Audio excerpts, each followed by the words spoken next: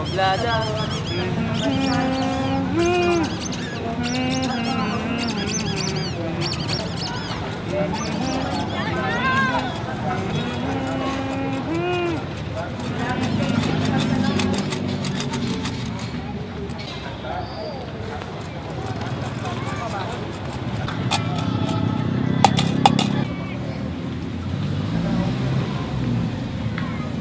Nakakatuwa talagang isipin.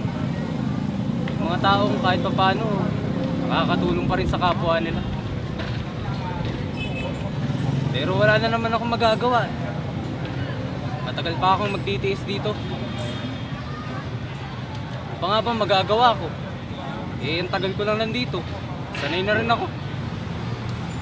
Manong, ako ba kausap niyo? Pwede.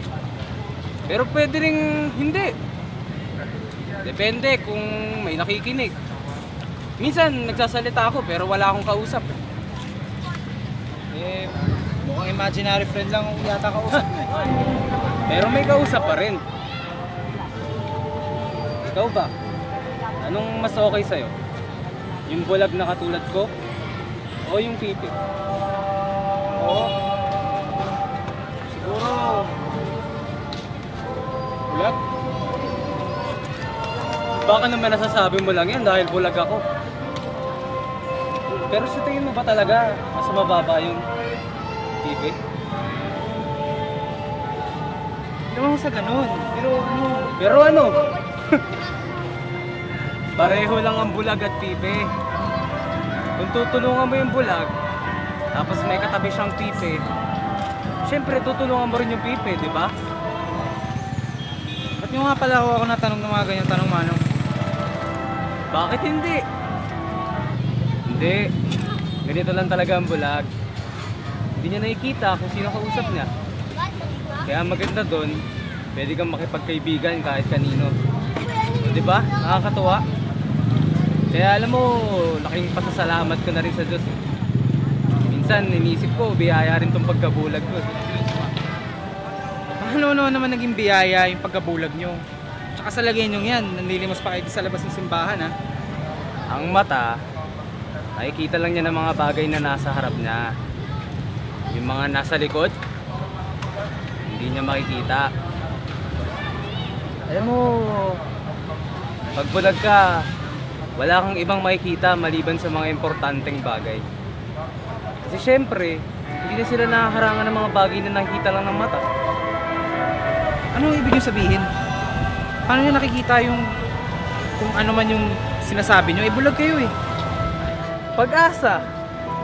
Alam mo, mas makikita mo ang pag-asa pag di mo nakikita ang paligid. Ang hirap makakita nun sa ganitong kagulong mundo. Kaya minsan, may mga bagay na mas mabuti pang hindi na lang natin nakikita.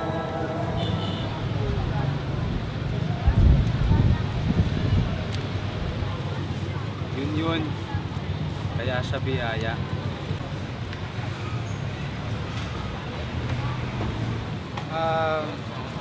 Mukhang marami ko yata kayo na pag-aralan ah. Matagal na yun. Paano ho ba kayo nakabulag? Aksidente. Ubog. Nung nasunog yung bahay. Pasensya na ho. Iyan. Alam mo, maganda ang buhay. Alam mo, kahit sa lagay kong to, maswerte pa rin ako eh. Kasi binigyan ako ng Diyos ng pag-asa. Tsaka ng talino. Alam mo, kaya wala yung mga yan eh. Ganda ang buhay. Naniniwala talaga kayo na Diyos na may bigay sa inyo niyan? Oo naman. Teka, naniniwala kayo na mabait sa inyo ang Diyos at nagbigay sa inyo lahat ng yan? Pati pagkabulag nyo? Oo naman, syempre. Bakit ba? Wala. May bumabagabag sa'yo? Teka, paano mo nalaman? Wala. Alam ko lang. Bakit di may kwento? Ewan. Hirap kimkimin yan. Oo, ito na ang huling pagkikita natin. Wala ka pa rin bang tiwala? Alam mo Manong, siguro tama ka. Nakakalungkot ang lagay mo. Siguro nga. Kasakit ang kapatid ko. Lalaki o babae? Babae. Pangalan niya si Jessie. Nagka-leukemia siya nun eh. Yung sakit sa dugo. Kailangan ako ni Jessie nun kasi wala na kaming ibang kamag-anak eh. Masama pa nun, masakit pa yung pagkagamot sa kanya. Kaya kinailangan niya ako nun. Tapos kaproblema ako sa negosyo. Hindi ko kinaya na pagsabayin yung sakit ni Jessie tsaka yung negosyo ko, kaya wala negosyo ko. May negosyo ka pala? Oo. Last year lang yun. Last year lang lahat nangyari yun.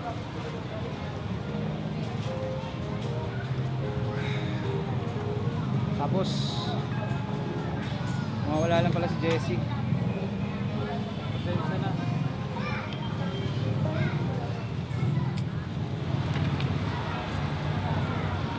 Halos lahat ng santo dinasalang ko. Lahat ng healing priest pinuntahan ko.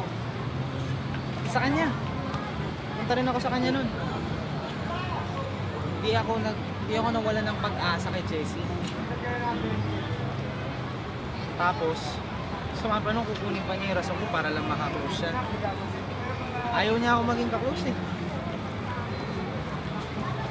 Pero ewan, parang siguro nagkulang na ako sa pagkakaintindi sa kanya,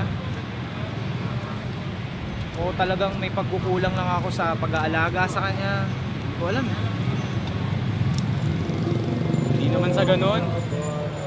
Isipin mo na lang. At least ngayon, hindi na nahihirapan yung kapatid mo. Ano, wala palang kwentang kapatid eh. Mag-isip ng ganyan. Hindi naman porket nagdasal ka, eh, makukuha mo na kagad yung gusto mo. Kung ganun ang siste, kasi sana nagdasal na lang ako para manalo sa loto. Hindi kaya magkaroon ng maraming pera. Wow, Diba? So ano, lahat ng mga hihilingin ng tao hindi niya ibibigay.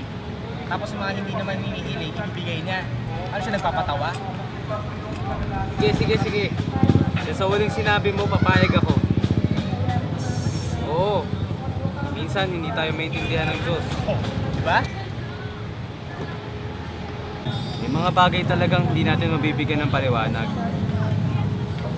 Sadyang ganun lang talaga. Isipin mo na lang, paano tayo matututo kung wala mga problemang katulad nito? Kaya nga tayo natututo kasi may mga problema tayo eh, di ba? Sobrang bait niya. Sana hindi na lang ako nagdasal. Binigay na lang niya kung ano yung kailangan ko.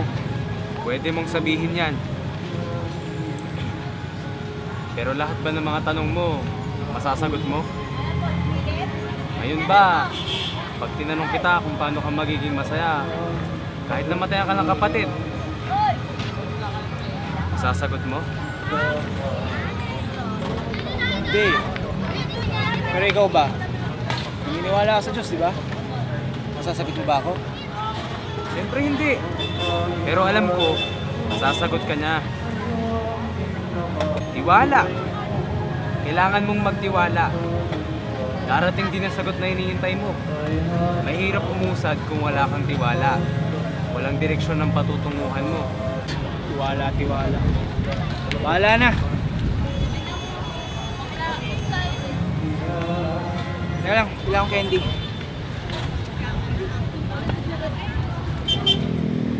Hali dalawang Mentos ka. Tama.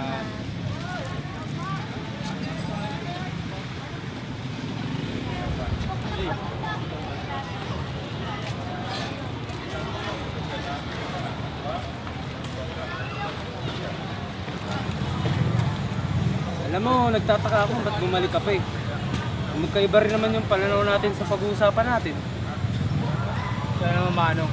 Diba, porque magkakaiba yung paningin natin sa isang bagay, hindi tayo pwede mag-usap. Sino ba naman gusto mo ipag-usap sa bulag na tulad ko? Manong, feeling ko, mas marami pang mga mas bulag sa inyo. Tama ka. Yung iba, bubulag-bulagan lang. Ay, ano mo? Gusto yung candy? Sige.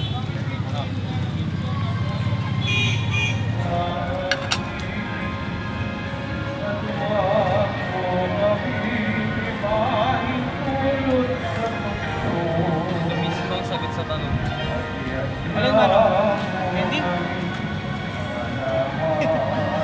Bakit ka nga ba bumalik pa dito? Kung bumalik ka ng candy, pwede ka namang umalis na rin. Dahil ba masarap ang usapan natin? Pero sa tingin ko hindi. Kasi magkaiba naman tayo ng opinion. O baka naman kasi gahanap ka lang ng malalabas ng damdamin. Siguro gano'n na nga. Mahina nga ang tao. Di perpekto. Kakapit kahit saan. Kahit hindi nakikita. Basta may makapitan lang.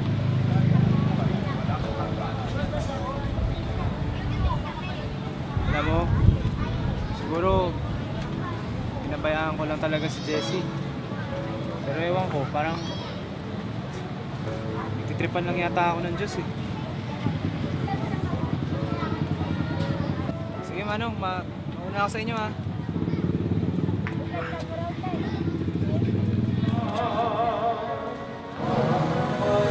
Hoy! Gusto mo pa rin pala malaman yung pangalan ko? Manuel nga pala. Ako si Juan. Hanggang sa susunod natin pagkikita. May susunod pa. May susunod pa.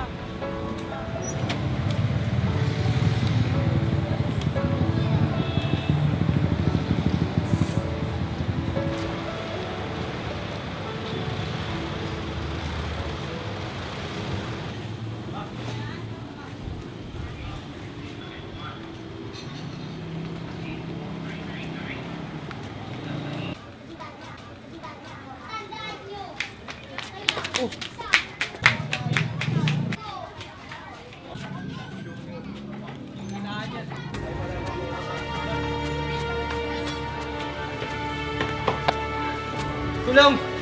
Tulong! Dito, dito, halika. Dito.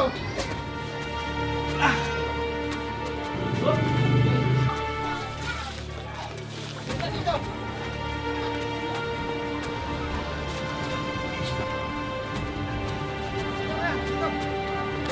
Halika, sandali lang. Tawag lang tulong. Sige.